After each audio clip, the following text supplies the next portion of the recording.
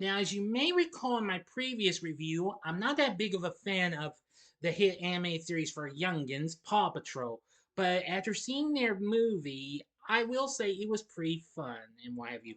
But more recently, I saw their new sequel, which came out last year, Paw Patrol: The Mighty Movie, which is now streaming on Paramount Plus. But it's this recent film with the canine crime fighting protectors of Adventure City a super heroic mighty effort for youngsters out there, or is this one the ultimate dog of a film? In other words, not that great, in my opinion. Here's a spoiler free review. Watch it and find out. Big D's Entertainment Rankings and Reviews.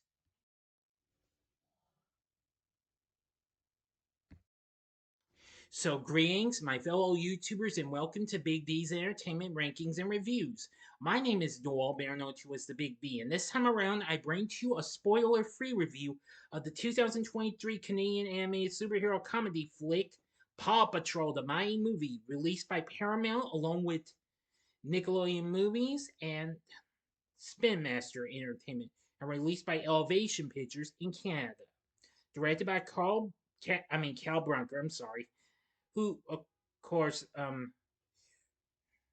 if I'm not mistaken, yes, directed this film's predecessor and co wrote the screenplay with Bob Barlin from a story by the two and Shane Morris. This, of course, is based on the Paw Patrol series created by Keith Chapman. Several cast members from the TV series lent their voices to the film, including Christian Corral, Luxon Handspiker, Callum Schoniker, and Ron Pardo. But they're joined by an even bigger voice cast, even a little bigger than the previous film, including Mckenna Grace, Taraji P. Henson, Marsai Martin, Kristen Convery, Kim Kardashian, Chris Rock, Lil Rel Howery, Serena Williams, Northwest, Saint West, odd names there, James Marsden, Kristen Bell, and introducing Finn Lee-Epp in his film debut as Ryder this time. In this film, the Paw Patrol pups gain superpowers from the pups' crystals and must stop Mayor Humdinger and his new accomplice, Victoria Vance, from wreaking havoc in Adventure City. Now, this came out at the end of September of last year, so I'd say it's fair to do a spoilers free review of it. Now, before I get started, if you haven't seen my review of Paw Patrol the movie, I'd be more than happy to let you check it out right now or see it again if you'd like before you go into this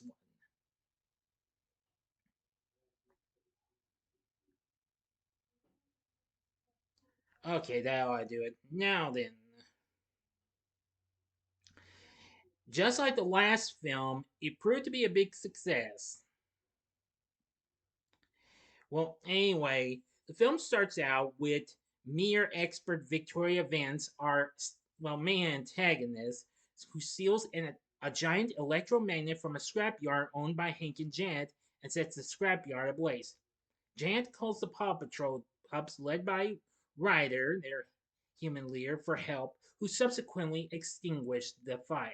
Later one evening, the citizens of Adventure City, along with news reporter Sam Stringer, gather outside the team's headquarters as they wait for a meteor shower. In the abandoned observatory, Vance uses the stolen electromagnet to create her latest invention, the meteor magnet, which she uses to snatch a magical meteor. However, the attempt backfires, causing the meteor to head straight for Adventure City. Ryder and the Paw Patrol notice this and immediately warn the citizens before the meteor crash lands, destroying their headquarters in the process. Vance is arrested for posting the video from the meteor accident while the Paw Patrol take the meteor to the aircraft carrier HQ to analyze it. That night, Sky is awoken by a strange glow emitting from the meteor.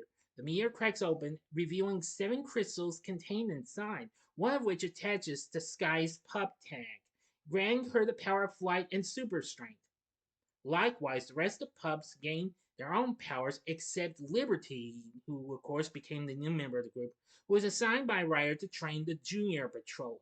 With Ryder announcing the pups that they should be rebrand themselves as the Mighty pups. But however, Vance escapes along with Mayor Humdinger and the King Catastrophe crew to steal the crystals.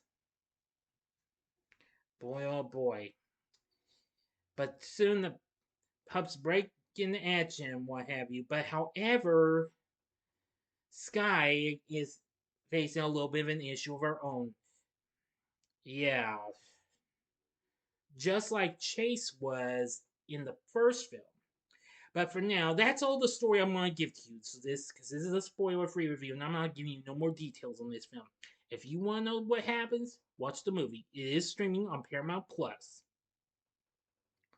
Now, and from what I've seen of this film, I kind of like this just a little more than the first film. And I like that it got PG rating from the MPA and not a G rating like its predecessor. This film unexpectedly opened up at number 1 at the box office, beating out even the creators Saw X and the white expansion of Dumb Money.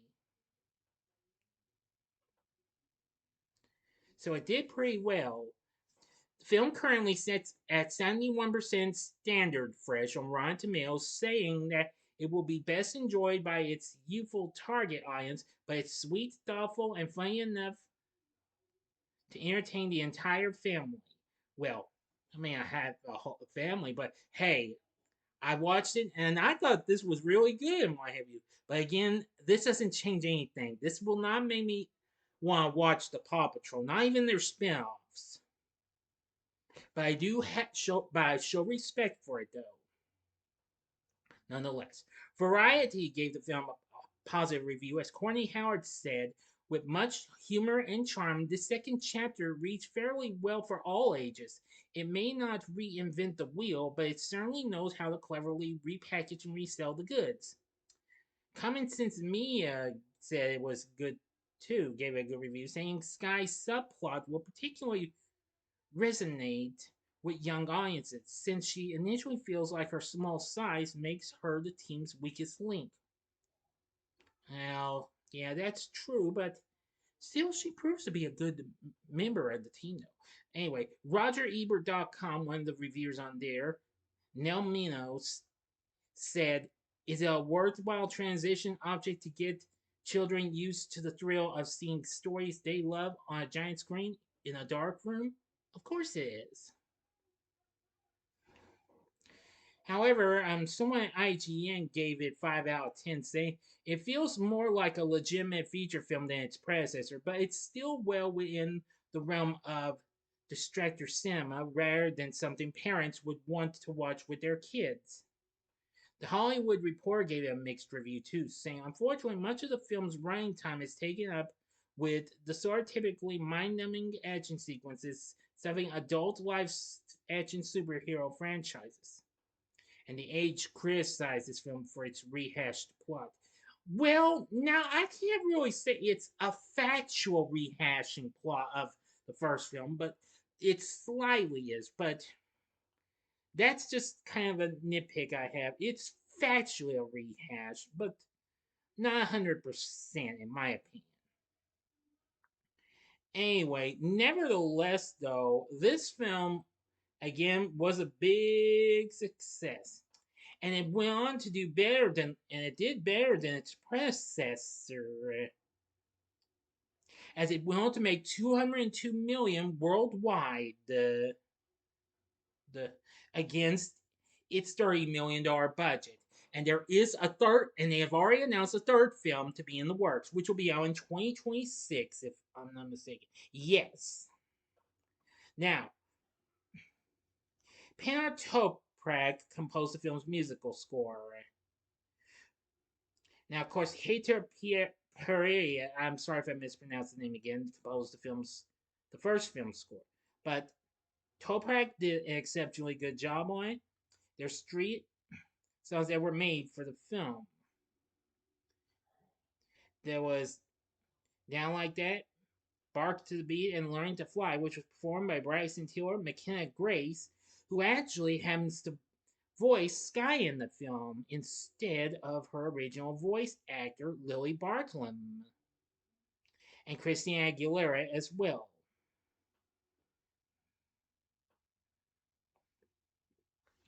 I'm gonna say I must admit Grace did an exceptionally good job in voicing Sky. Now, of course, most people have seen her on The Young and the Restless as well as other films, and she's also a singer. So she's done numerous shows and what have you. Taraji P. Henson, who I've seen in various films, more recently The Color Purple, voiced Victoria Vance. I'm gonna say she's really good. Marsai Martin returns as the voice of Liberty from the first film. She's very good and what have you. And soon she learns she has the power of elasticity once, she gets, one of the crystals. Christian Convery now takes over the role of Chase, a police pup who now gains the power of super speed. Ron Pardo returns as Mayor Humdinger and Cabin Turbot.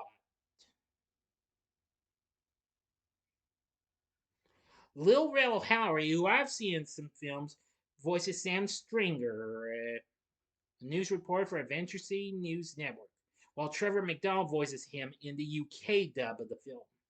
Kim Kardashian returns as Dolores, the sassy poodle who keeps working in an animal shelter. You'll see a little bit of her. Chris Rock voices the King Catastrophe Crew's version of Rubble, who speaks after getting a mere crystal on his tag. Let's see, we have Serena Williams voicing yoga instructor Yoga Yvette. And voicing the junior patrollers, there's Alan Kim as Nano, Northwest as Minnie, and Bryce Gonzalez as Tot. They're all Pomeranians. And Saint West does the Meteor Man. James Marsden voices Hank, and Kristen Bell voices Janet, the owners of the scrapyard. Now, as for the rest of the group, we have Finn Lee-Epp taking over the role of Ryder this time. Will Brisbane voiced him in the previous film. Good. All those other voice acting casts, they were pretty good. Well, Christian Corral returns as Marshall, despite he wasn't in the first film, but he reprises his role from the series. Which would actually there was actually a Mighty Pups series, as a matter of fact. Lux and Handspiker voices Rubble. Now, in the film, Marshall has the power of fireballs. Rubble has the power of a wrecking ball. Now, Handspiker reprises the role from this show from PAW Patrol spinoff, Rubble and Crew. We have Nylan Parthippin as Zuma, the aquatic rescue pup who can turn his body into water this time. And let's see.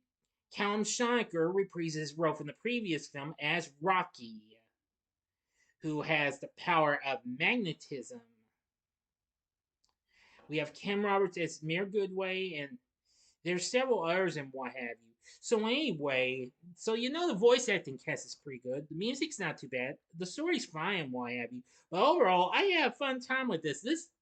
This Paw Patrol film turned out to be more super than and mighty than I could have even imagined. I don't consider it to be that much of appealing to people like me, but hey, I mean, as I've said before, I'm not a Paw Patrol person, but this film I give it props for what it had to offer. So I actually thought it was a good film, even it with a superhero feel to it. And that's what I liked about this film. So I think I would recommend this film, and yes, get your kids to watch it too. I think they'll really like it. So for my score, I'm gonna give Paw Patrol the Mighty Movie 4.5 stars.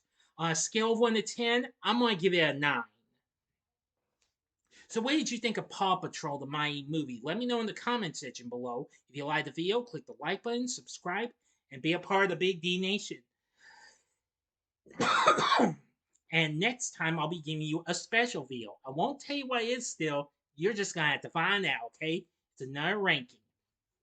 So thanks for checking out my review of Paw Patrol, the Mighty Movie, and check out my reviews of these other films. In the upper left-hand corner is my review of the second Rugrats film, Rugrats in Paris the movie. The upper right hand corner is my review of the Wild Thornberrys movie, and the bottom left hand corner is my review of DC's League of Super Pets. And the bottom right hand corner is the button you can click to subscribe. If you like rankings and reviews on movies, TV, music, video games, etc., then I'm your guy. Thanks for watching. Until next time, I'm the Big D saying see ya.